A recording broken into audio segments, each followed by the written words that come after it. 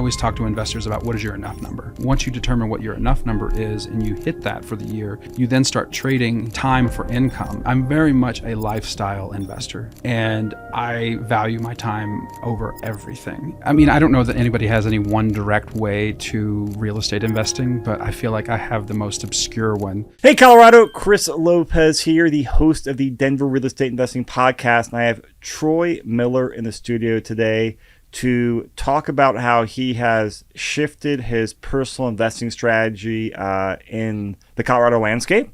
And he's got a couple interesting perspectives. One is he is, the CEO and owner of ICOR, now being called RECON. So he gets to talk to a lot of smart people, see a lot of data, and has a great network. So he gets to see a lot of different strategies and actually what's working, what's not working. So kind of learn how he's navigated that, and then talk about where he has focused on. And we'll actually end up talking about 2 short sale transactions that are, I think, near the closing table. So Troy, glad to have you in the studio, man. Thank you, Chris. Always good to see you. Yeah, so I'm really excited to talk about here because you're always very intentional. As I said, you have just an amazing secret weapon with just the ICOR resources, right? You talk to a lot of members, you talk to a lot of partners, you get to see a lot of stuff, you hear behind the scenes gossip, right? That's just how it is when you're networked well like that. You get to see the good, bad, and the ugly, and so I always really appreciate people's perspective like that. So yeah, just talk about your story, what ICOR is, and then how that's led to how you're just curious to you finding the right deals and strategy for you. Yeah. I mean, I don't know that anybody has any one direct way to real estate investing, but I feel like I have the most obscure one. I had a background in the not-for-profit world and somehow ended up in the association world, initially working for the Cincinnati Apartment Association and then for the National Real Estate Investors Association. And just, sitting in the back of the room after presentation after presentation, and it was just sort of like, well, why am I not doing this? Yeah. And it took, probably about 5 years of sitting in the back of the room and, getting the opportunity to come to Colorado. And you talk about ICOR, ICOR has been around in some iteration since 2008. And it was the State Real Estate Investors Association, a chapter of National REIA, which is how I got connected to that. And you talk about curiosity. It's just like I see opportunities, and you have to be discerning with those opportunities of just exactly where you spend your time and what's yielding the best results. But time changes. Pandemic changed everything. The way that we engage and interact with each other has completely changed. And so ICOR just had a natural evolution into what is now Colorado RECON. And everybody was asking, what does RECON mean? And I was like, well, it's Comic-Con, but RECON. So it's a real estate conference, but also it's a play on words in terms of reconnaissance. As a real estate investors, is that we have to make informed decisions. And so we have to do the recon to have the information to make those informed decisions. And so I've taken a shift away from education to focus on information and data.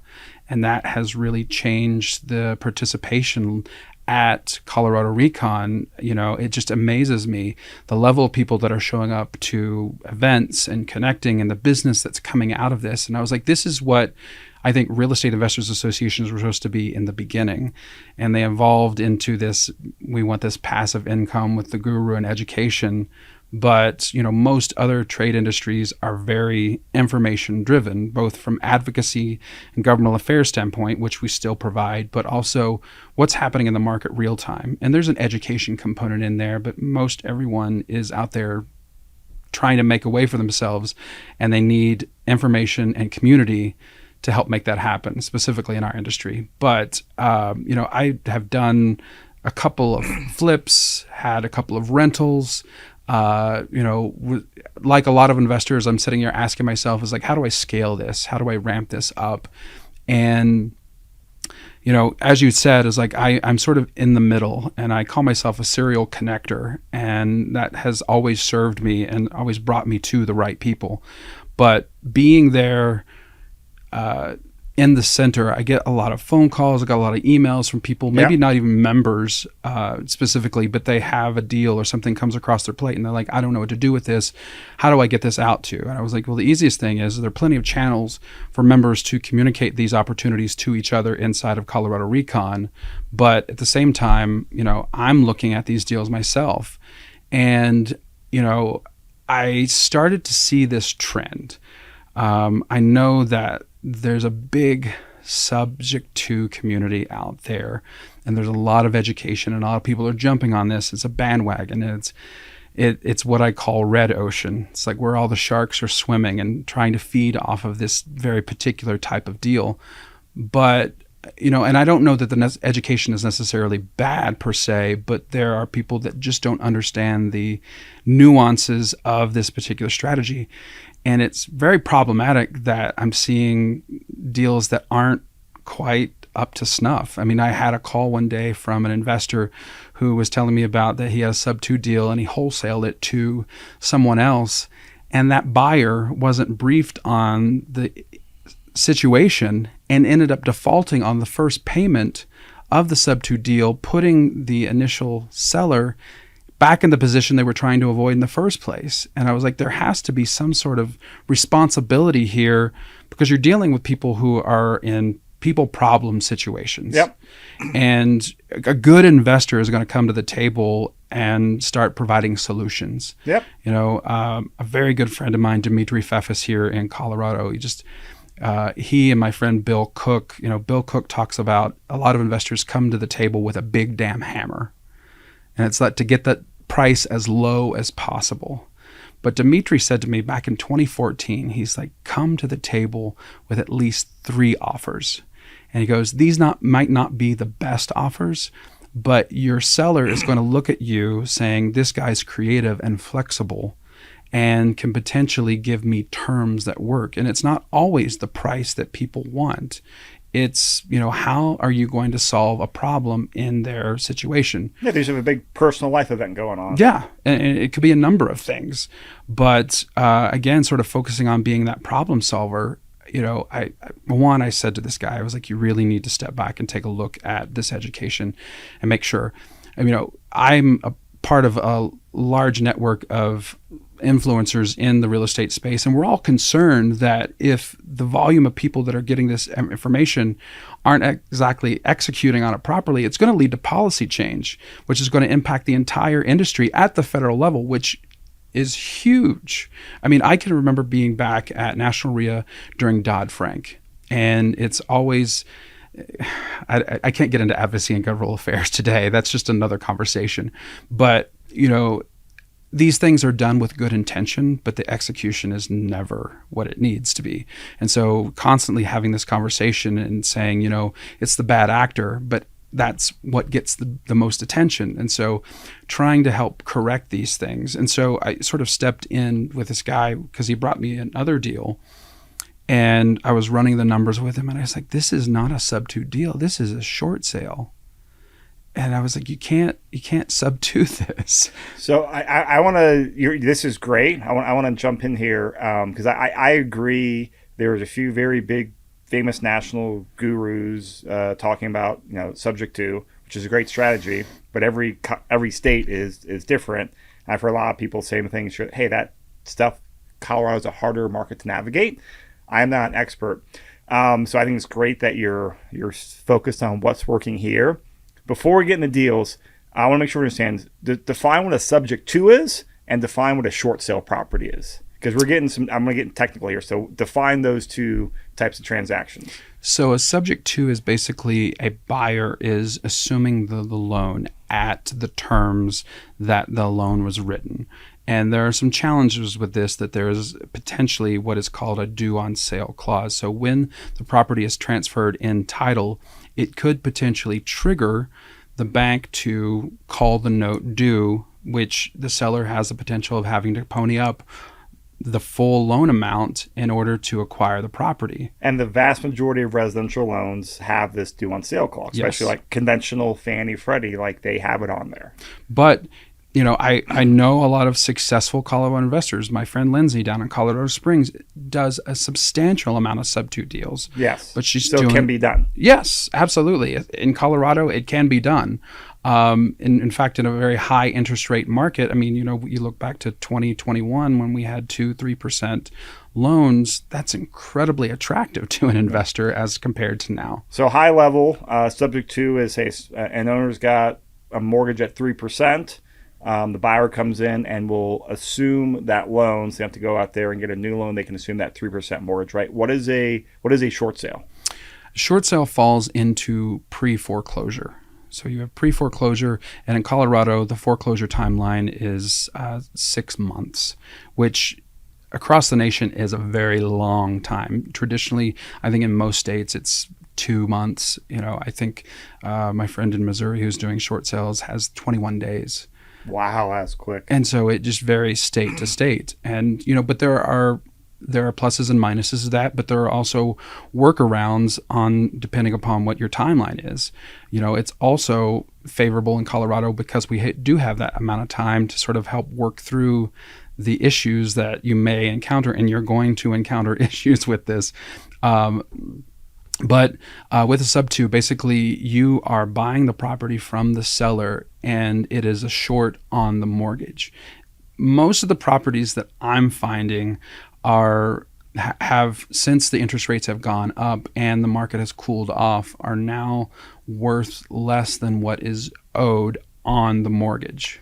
I was just having a conversation earlier about this. We're reading national data, and it had Colorado up there as one of the states with a high underwater rate.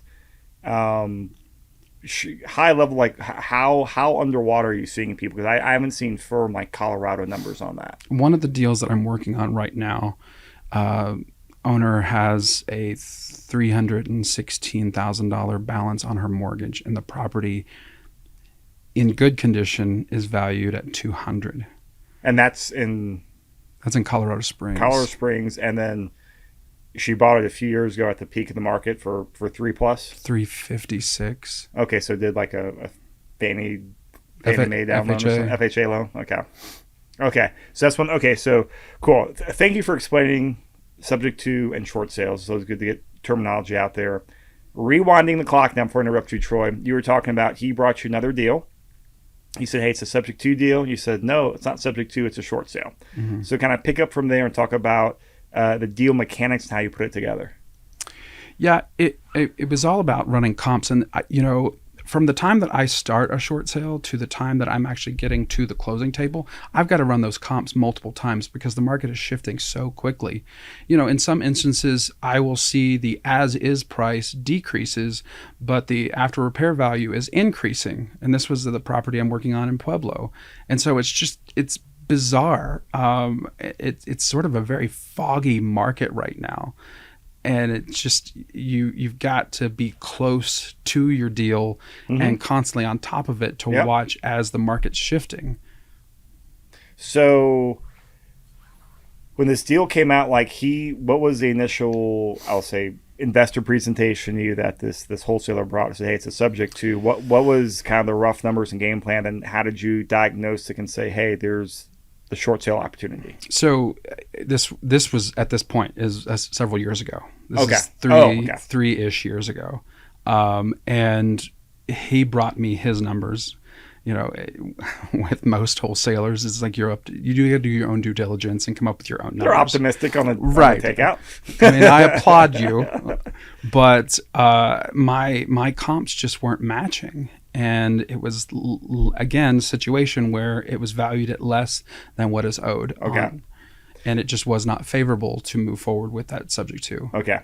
All right. So I thought that was this deal. So fast forwarding back to this deal, that was my misunderstanding. So fast forwarding this deal, this first deal is in Pueblo? Pueblo. Okay. Talk about how you source the deal and then how you solve the problem. So I was at an event in Colorado Springs and just happened to be talking to a member, and she was telling me that she had an investor who was looking at the deal, but again, couldn't pencil it out. His enough number was less than what was owed on the mortgage, so he wasn't going to assume that. And so she's like, this is a short sale deal. And it was such an interesting situation at that point. And I think now that particular mortgage is 73 months delinquent. How that long? It's just complete oversight from the bank. And it is amazing to me just exactly what banks can get away with. You know, they say things and they do things that just don't make sense. And I can get into a little bit later. Wow. But it, you know, it was an active duty military. He had purchased the property. He got reassigned.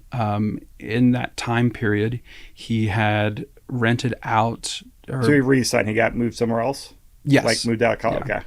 He ended up getting somebody to help take over the mortgage or pay for the mortgage. And while he was gone, they just destroyed the property.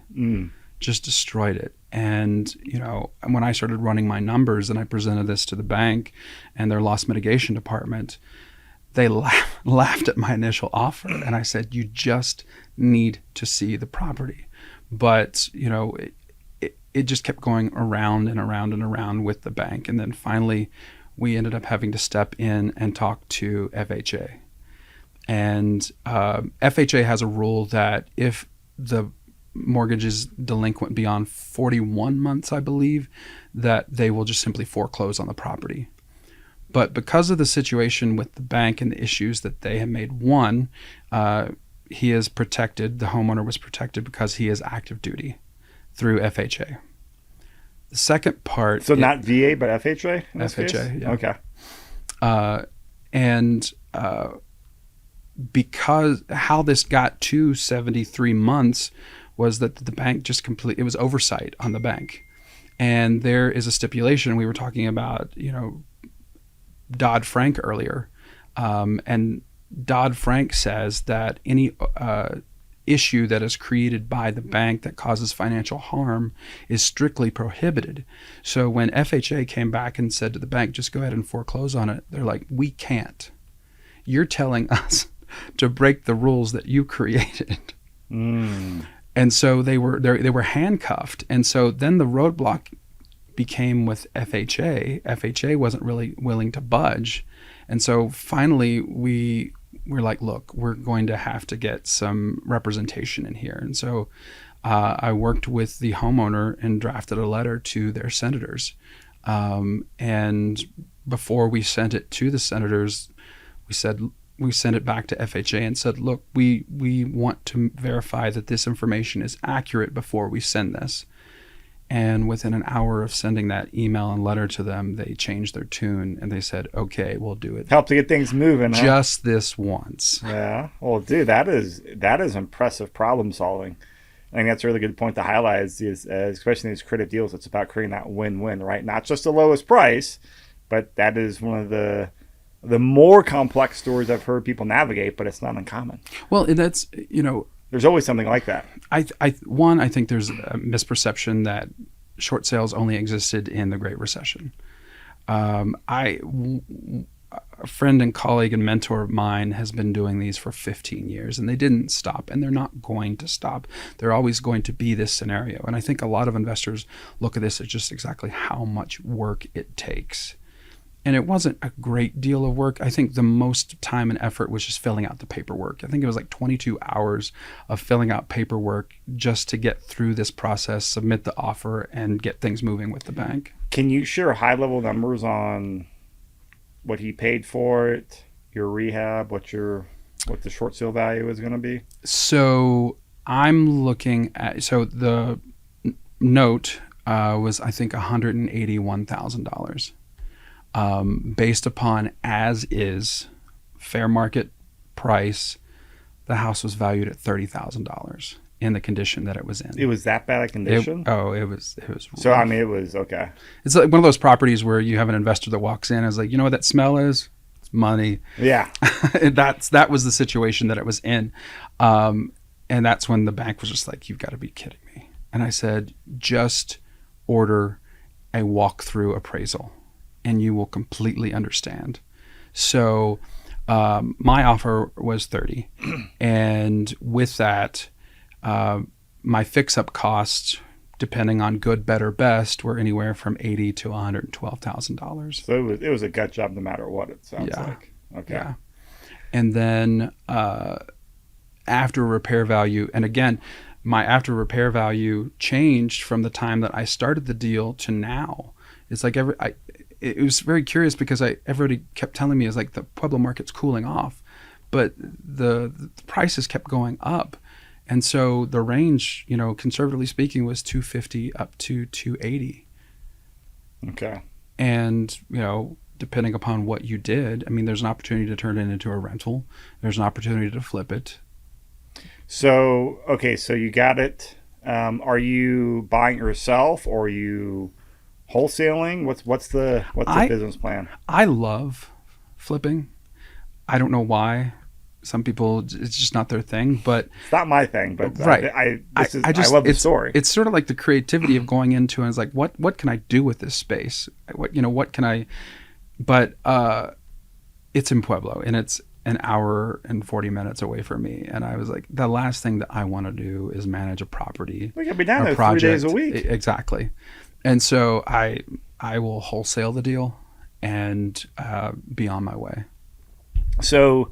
So get asked the technical. So you'll close on it yourself and then resell it, or how? So, the closings can be. There's different ways to do it. How are you structuring the closing?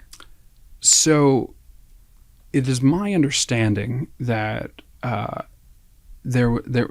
First of all, I was looking over the paperwork as we were going into closing, and there was a 90-day deed restriction on the property.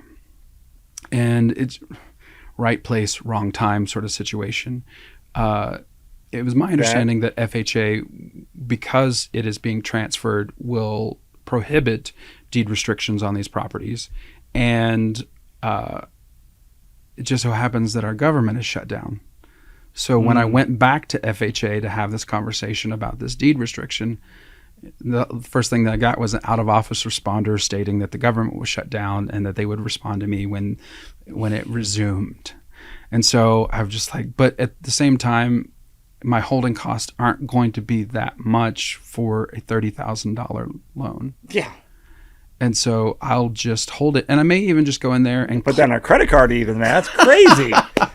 A 0% credit card. Right. And so I may just go in there and clean it up. My thought is that I can put it back on the market as is and let the market dictate, or I could wholesale it. And the thing was that once I got it under contract and it was listed, the phone calls just came in.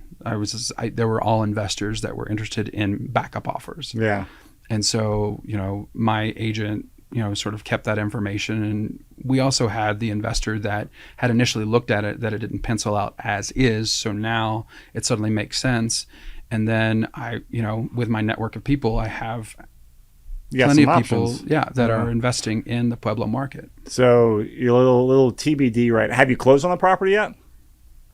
No, it'll be about a week or two. Okay.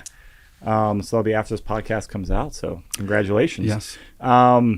Yeah, there was a lot of creative stuff you could do there. I mean, everybody's talking about tight margins, and I will tell you, having that much padding makes it much more comfortable. Yeah. You could even buy it, have one of the flippers put it under contract under you, have a 91-day closing, let them do a big, healthy earnest money deposit, and then go in there and start doing work. Yeah. Because I'm pretty, I think it's that 90-day or 91-day rule. 91 day. Yeah. All right. So, actually, before we move on to the next two, because I know you got two deals to talk about, any other nuances or details to that deal? No, I mean, I keep going back to the preconceived notion that short sales don't exist anymore, and one that there are a lot of headache, and they just take a lot of time to close. It was like that particular deal. I've been working on it now for a year. So it's been 2 hours a month over a year? Yeah, something like that. Yeah. I don't know if you have enough data on here, or how many other deals are you working on where it's an hour or two a month, but they don't pan out, or is it too hard to tell? Well, when I was doing total time in direct mail, it was significantly higher, but once I started relying on other For, people's for hours in, Yes. higher on hours in. Okay. I started putting myself out there to wholesalers who were getting deals that were penciling out, but also agents that were coming across deals that weren't ready for the market. And I could just sort of step in and sort of help them navigate. And the two that I'm working on now have all been referrals, and I have another one that I'm working on. The challenge is that he went ahead and listed it. And so when FHA or the lender sees the list price, they really want to stick to that list price and try to get that. And mine is to give fair market value as is, and then come in and look at what are my fix-up costs, subtract that, and that's going to be my offer.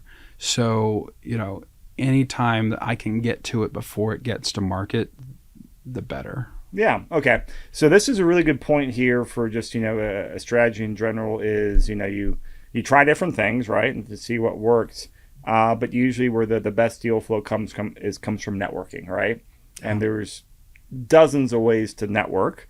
But kind of putting yourself in the middle of network and deal flow and problems, that creates a lot of opportunities out there. So I think that's a really good point and a good reminder for people to go out there and network, network online, network at in-person events. You want to do deals in Denver, Colorado, and network at in-person events. Go to the next Recon event in January, or go to other, meetups around where you live, but like that in-person networking and networking in general creates so much deal flow. Yeah, and that was the thing, is like going back to before I even got involved with, the real estate world. It's like I was of the mindset in the not-for-profit world that I was never going to own a home. And that has completely changed. And now when I talk to my counterparts that are still in that world, it's just they don't understand what it is that I do. But I have positioned myself. There's a book. It's like if you help enough people be successful, it ends up coming back to you. That's like the Zig Ziglar. Yeah. You get what you want by helping enough other people get what they want. And I think something like that is a quote. That's unintentionally, that's what I've done. And you just sort of show up and you surround yourself by the right people, and they're going to help guide you to the next logical step. Cool. And on that importance of networking, it's January 26th? 24th. 24th, I got that wrong. So January 24th is the next Recon event. And what website do they go to for all the details, Troy? They can go to coloradorecon.com. Okay. It will be listed on there with all the other events and resources. Cool. I will be there, so if you guys go, let me know. All right, moving on here to the second deal. Yeah. Give us the rundown. Again, another referral. My friend Lindsay that I mentioned a little bit earlier, not only does she do subject to, but she also does master leasing. And she picked up a property from a family friend. It was their children situation. And like inherited property? No. Okay. It was a little bit of a bizarre situation, is that the brother and sister, younger, bought the house together. But the interest rate at which they purchased it didn't pencil out for a master lease deal. They couldn't get their cash flow numbers from that with the current mortgage. And she said, "This is a short sale. This is something for you." Okay. So I just started talking to the sister. The brother had gotten into some issues. Wasn't even living there anymore, was in some rehab and just really unstable. And so it put her in a position, and she goes, "Look, I just want to walk away at this point. I can't handle this anymore." Yeah. And there wasn't a ton, but once we started digging into it, the fix-up costs were all below the surface. And so from when you walk into the property, it looks nice. I mean, I was like, oh God, there isn't anything for me to do here to sort of counter the as is price.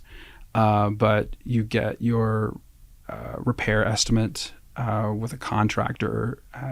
You do your sewer scopes and all this other stuff. So foundation sewer type issues? Yeah. Yeah, those are going to be expensive very fast. Right. And so that, which I'll come back to that, but again, it's sort of a slow process, finally getting to the bank. Each bank is completely different. Their customer service was all offshore. And it was really challenging to sort of get accurate information. And it's amazing to me what banks will say to people when it's completely false. And Like, can you give an example?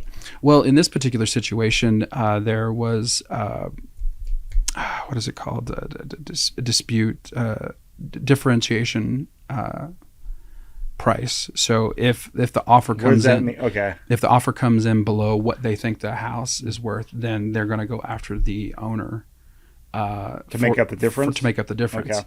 But it was an FHA loan, and FHA insures the property, and then the lender cannot go after the homeowner for the difference. I guess that would be the PMI, or is the insurance right on there? Must be. No. I mean, FHA insures loans Yeah. when they don't go well or go upside down. That's where FHA comes in and helps the bank and the homeowner in this situation. They sort of mediate that type of situation. Yeah. Well, I think this is a little off topic, but I think from like the borrower side, because they have to like conventional, it's PMI, FHA, it's called something different, where they actually make the borrower pay that insurance to ensure, hey, if the owner of that note loses money, that insurance covers a loss. So that makes complete sense. Yes. Okay. So they got the difference on there. How big is the difference? So, and again, I always position myself as a short sale transaction coordinator to the bank. And having gone through this enough times, a lot of the jargon really confuses the homeowner, and it creates a lot of panic. And when you tell the homeowner, if we don't get this price, we're coming after you, it creates a little hysteria. And so you're getting it from them, and then you're trying to talk to the bank. And I said to the bank, I said, your customer service person told her this, and this is not true. And so I had to then talk the seller down and then go in. And so now with this particular loan, the bank jumped ahead of me, talked to the seller, and ended up setting an appraisal. And I want to be there during the appraisal. Okay. Because I have both the as-is comps. I also have my after repair value proposal. So the appraisal came in. She was dealing with life issues, and she gets a call from the appraisal saying, your bank has ordered this. I'm going to come tomorrow. And she didn't even think to call me, which is incredibly frustrating because early on I tell them, it's like, any correspondence that you're getting with the bank, share with me, and I'll do my best to sort of help you navigate and understand it. But the appraisal shows up the next day, and she's on the phone distraught with her own personal situation, and just lets him in. And he walks through the house just at a glance and comes up with his estimate of the value of the property. And it's probably higher than yours, I'm gathering. Well, the interesting thing is that there was a property across the street that when I started looking at the property, it was listed. And so I went and looked at it, similar square footage, layout, etc. So I was using that as a strong comp. And I went back and looked at the history of that particular property, and I saw that in February of this year, the property was purchased at a very discounted price, which was also favorable to the offer that I was making. But the appraisal came in at $325, and the house next door, completely renovated, I think sold for $330. And I was like, this is apples and oranges. Mm-hmm. And you're just looking at the surface, and you have no idea of what's below the surface that is incredibly problematic. And so now I have to go in and dispute the appraisal with the lender and potentially with FHA. Again, when FHA or a bank sees a very favorable number close to what is due, they're going to lean into that. That's every seller, though. Right. Yeah. We always think our property is worth more than it is.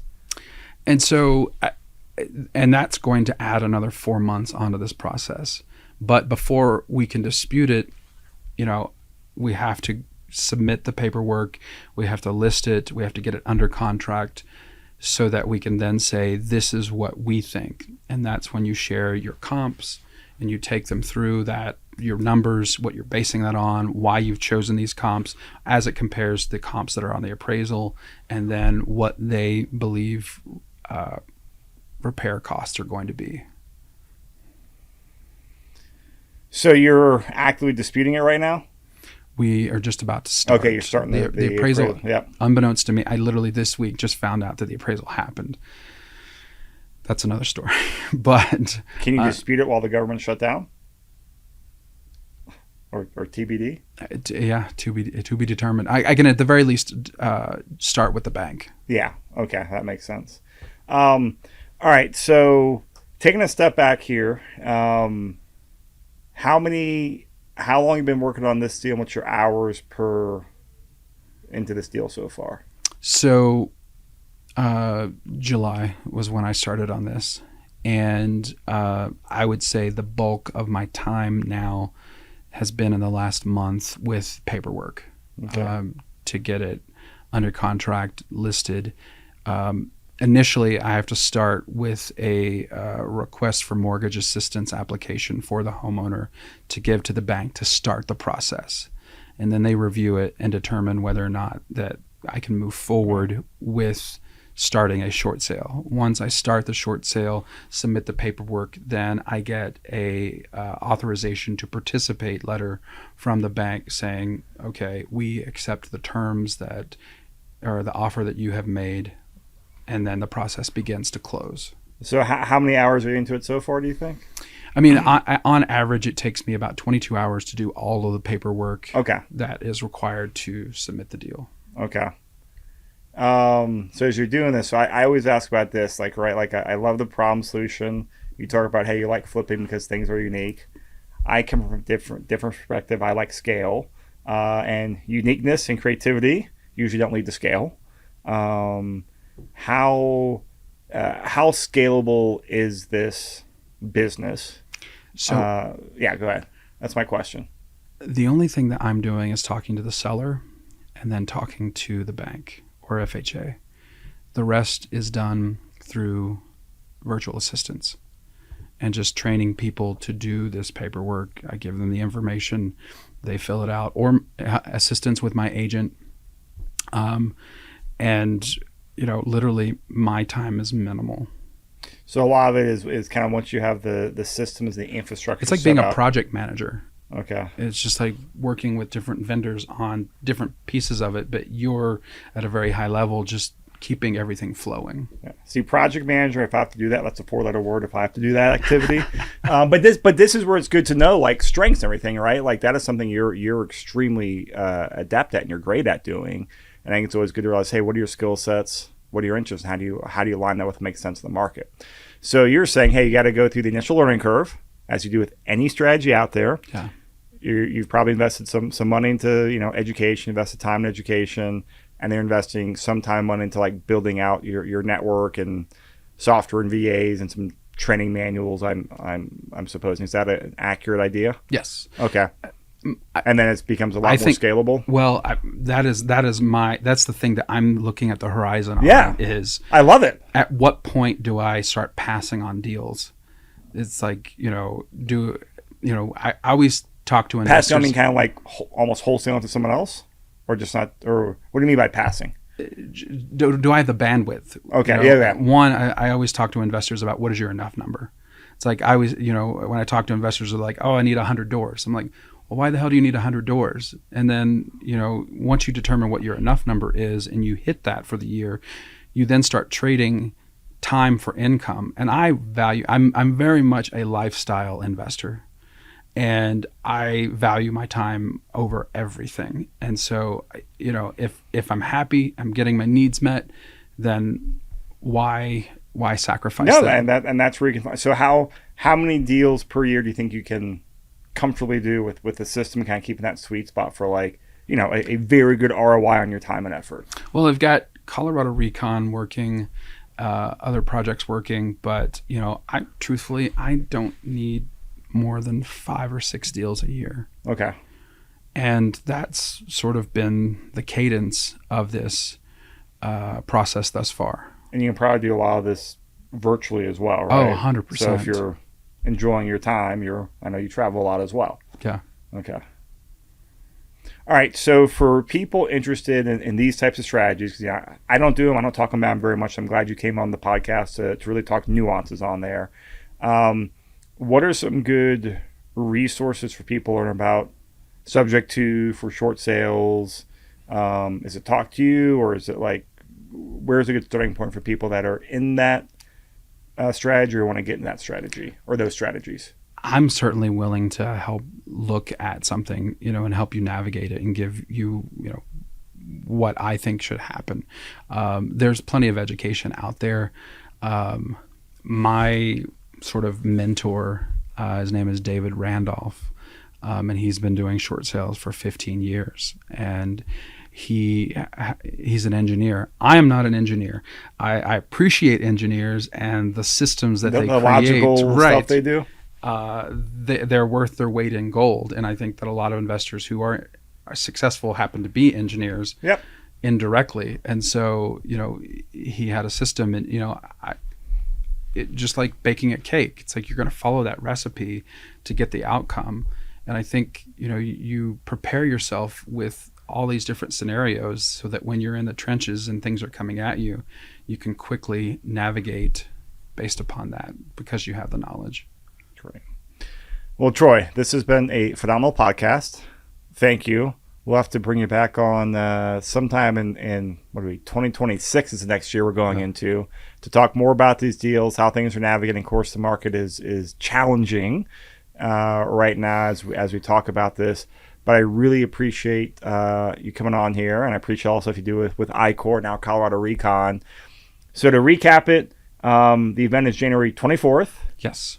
ColoradoRecon.com, and you'll see that. And I know you got like 4 or 5 other events in 2026 planned. All right. Any other kind of final thoughts or details that you want to share before we wrap up? I mean, I think the biggest thing is I think everybody values their time enough, and they want to do things quickly and efficiently. Yes. And when you have everybody trying to do that at the same time, there's a book called Blue Ocean Strategy. And once you see where the sharks are feeding, there becomes more competition and less opportunity. But once you go out and find your own blue ocean and you start feeding off of that, you have more opportunity. So the sharks are creating the red ocean, and then you want to go away from where the blood is. Is that the metaphor? Yeah. And it might take a little bit of work to get those systems in place, but once you... Anything worthwhile does. Right. Anything worthwhile does. So, step away from the crowd. Yeah. Find your blue ocean, find your niche, get really good at it, and just master it. And then people will start coming to you to solve those problems. I love it. That reminds me of, it's a common, I think it's marketing quote, business quote, the riches are in the niches. Yeah. And that's so true, and especially true in real estate. And there's, dozens or hundreds of ways you can go out there and add value somewhere in the transaction process or doing a deal. And it's all about aligning all your personal interests, what you're good at, the market. And I totally agree, get really good at one thing and execute. Well, again, sitting in the back of the room, I had David Randolph come to ICOR to do a short sale workshop. We had maybe 10 people sign up for the workshop, which is a really low attended. And I was like, there's an opportunity here. And just by sort of stepping back and seeing this, I was willing to do the legwork that other people aren't. Yep. That's great. Troy Miller, thank you so much. Yes. Great having you in the studio, and we'll see you in January on a future pod, man. All right. Thanks, Chris. Bye, everyone.